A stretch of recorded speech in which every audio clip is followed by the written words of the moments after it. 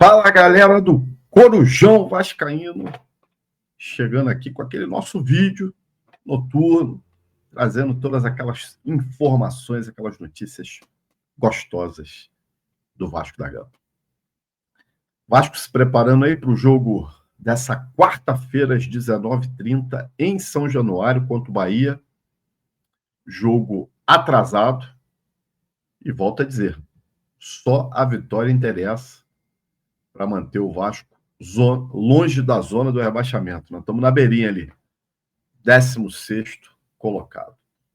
O Vasco tem vários problemas, né, de contusão, desfalques, né, atualizando aí, né, o GB já está na fase de transição, já está treinando em campo, mas não vai ser relacionado para essa partida.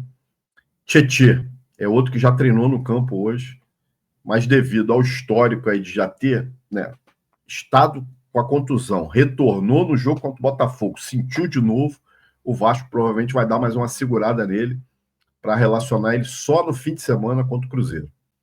Então vai estar fora também. Caso mais grave é do Piton, que teve um trauma na panturrilha com sangramento interno e não há previsão de volta para o Piton. Não vai ser relacionado para o jogo contra o Bahia e não será relacionado para o jogo contra o Cruzeiro também. Tá?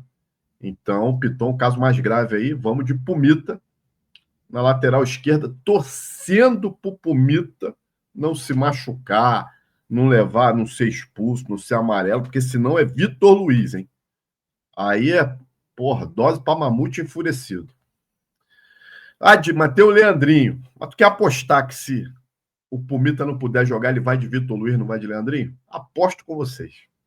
O Thiago Mendes, que também aparece já treinando com o grupo, e nitidamente mais magro. Né? Parece realmente que está conseguindo ganhar um condicionamento físico melhor.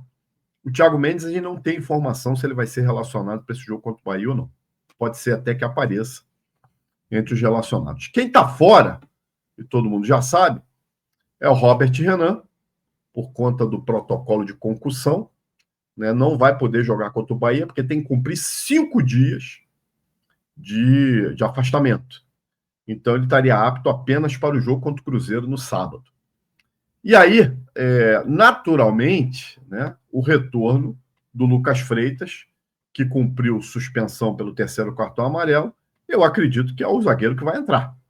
Apesar que eu ouvi hoje, né, aliás, li, né, gente pedindo o Lucas Oliveira na zaga, no lugar do Lucas Freitas. Porra, é absurdo. Né, gente? Tudo bem, o Lucas Oliveira fez uma partida ok, né, entrou numa furada, não comprometeu muito, teve uma falhazinha ou outra, mas no geral foi bem.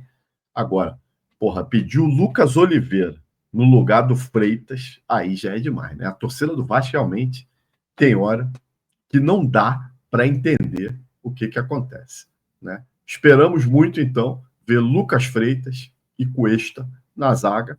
E volto a dizer o que eu disse no vídeo de ontem. Eu acho que o Lucas Freitas vai crescer o futebol dele ao lado do Cuesta. Bom, quem está fora do jogo é o Ryan, né? Vai ser um grande desfalque para o Vasco da Gama, pela fase que vive o Ryan. O Ryan também tomou o 3º cartão amarelo no jogo contra a Mulambada. E a tendência natural é a entrada do colombiano, do Andrés Gomes. Essa é a tendência natural. Mas como o Diniz gosta de surpreender, gosta de inventar, aí, meus amigos, a gente vai ter que aguardar. Mas eu não acredito que ele vá fazer uma loucura e não colocar o colombiano, porque o colombiano gosta de jogar pela direita. A posição dele é a ala direita ali. Ele é um ponta-direita. E às vezes que ele entrou no jogo aí, ele atuou melhor pelo lado direito, apesar dele ter iniciado sempre pelo lado esquerdo, mas com aquelas inversões que fazem ao longo do jogo, foi aonde ele fez as melhores jogadas. E é interessante a gente tentar ver o colombiano iniciando um jogo, né? Porque vai ser, se realmente for ele pro lugar do Renan, a gente vai ter uma lateral e uma ala direita muito forte, com 2 jogadores velocíssimos, que é o Andrés Gomes e o PH. Vai ser uma dobra ali boa. E o Bahia provavelmente vai concentrar a marcação por ali.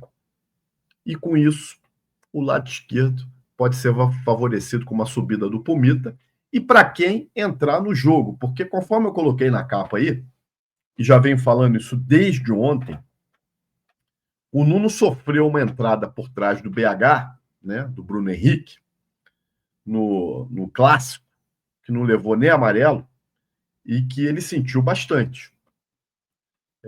Ficou com o tornozelo inchado, e eu noticiei há 2 dias atrás que o Vasco tinha reavaliado ele na segunda-feira, o tornozelo ainda estava inchado. Hoje ele apareceu treinando, e tem até imagens na Net Vasco onde ele aparece treinando, mas a informação que eu tive é que há limitações na movimentação do Nuno. Né? Continua inchado, menos do que estava, né? Mas há limitações. Então, deve-se fazer um teste antes do jogo para saber se o Nuno entra como titular ou vai ficar como opção no banco de reservas. O fato é que ele foi relacionado para o jogo. Agora, a gente só não sabe se realmente ele entra como titular ou não. Na minha opinião, eu só colocaria o Nuno se ele tiver 100% para jogar. Não adianta colocar ele meia bomba. Não adianta. Deixa ele fora. Né? E aí volto a dizer a mesma coisa que eu falei em relação ao Andrés Gomes na direita. A tendência normal seria a entrada do DVD. É o cara da posição. É o cara que era o titular, inclusive antes de se machucar. Era ele. Então, a tendência natural seria essa. Agora, eu não me surpreenderia se aparecesse o Matheus França. Não é o jogador que eu colocaria. Porque, raciocinem comigo, o Matheus França não está bem fisicamente para jogar os 90 minutos. A gente sabe que o Coutinho não aguenta os 90 minutos. E, normalmente, quando o Coutinho cansa, quem está entrando no lugar dele é o Matheus França. Até porque o Diniz já falou isso em coletiva, que vê hoje o substituto do Coutinho, o Matheus França. Então, se ele coloca o Matheus França já para jogar de cara, quando o Coutinho cansar, ele põe quem? Põe o David? Não. Então, meu querido, não vamos inventar, professor Diniz. Não vamos inventar. Se o Nuno não puder jogar, não tiver 100%, deixa ele como opção no banco. Entra com o DVD. O Ryan não vai jogar? Entra com o Andrés Gomes. E aí nós vamos de Léo Jardim, PH, Cuesta, Freitas e Pumita. Hugo Moura, Barros e Coutinho. Andrés Gomes, Verrete e David. É um bom time para enfrentar o Bahia. É um bom time. Né? E nós vamos ter no banco de reservas, né, esse garoto aqui. Diego Minetti. Garoto da base do Vasco. 16 anos. Já está jogando no Sub-17. Inclusive, não enfrentou o Atlético Mineiro hoje, onde o Vasco conseguiu a classificação no empate de 2-2 lá em Belo Horizonte, porque ele está relacionado para o jogo, treinou com os titulares e vai estar entre as opções no banco de reserva.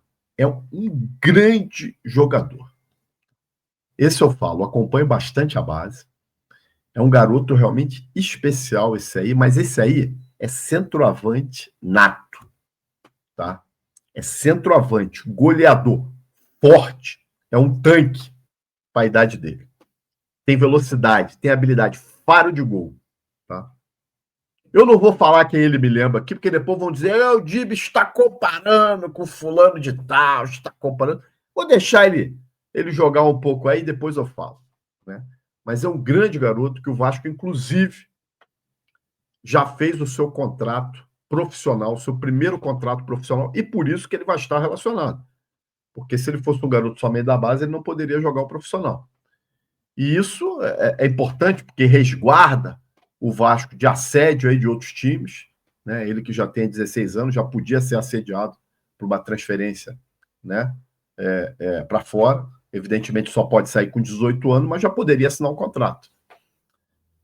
Já dá um salário para o garoto, né? Já tem multa rescisória, né? E realmente, eu digo, esse garoto aí é uma joia da base do Vasco.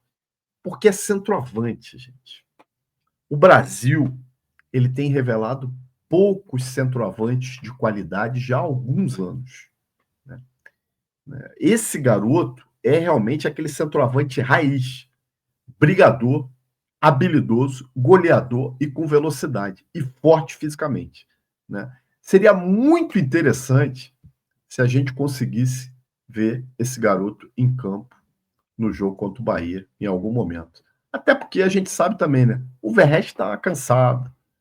O Diniz reluta em tirar ele. Eu acho que era um excelente jogo para colocar o moleque. Se o jogo já tivesse encaminhado para uma vitória do Vasco, bota o moleque para jogar uns 15 minutos aí, para a gente ver.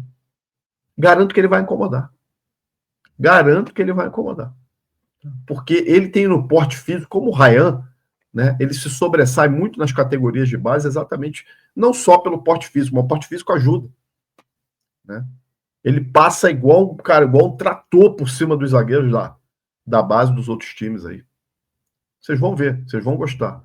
O Vasco tem revelado bons garotos aí, né, nos últimos anos. Eu vejo esse Minete aí como realmente tem que ser tratado com muito carinho para poder realmente dar os frutos que a gente imagina aí.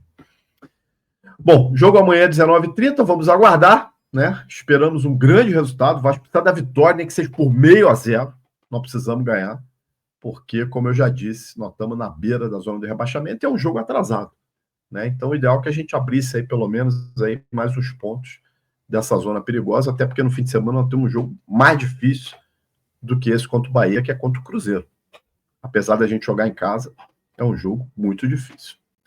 É isso aí, meus amigos. Se você gostou desse vídeo, peço que deixe seu like, compartilhe aí nos seus grupos, se inscreva no Corujão, vire membro para qualquer hora você estar na live aqui comigo, na minha bancada, falando de Vasco, desabafando, dando as suas opiniões. Se inscreve lá no X, segue a gente lá no X, @Corujão Vascaíno, e também no Instagram, Corujão Vascaíno. Um abraço, gente, e até a próxima.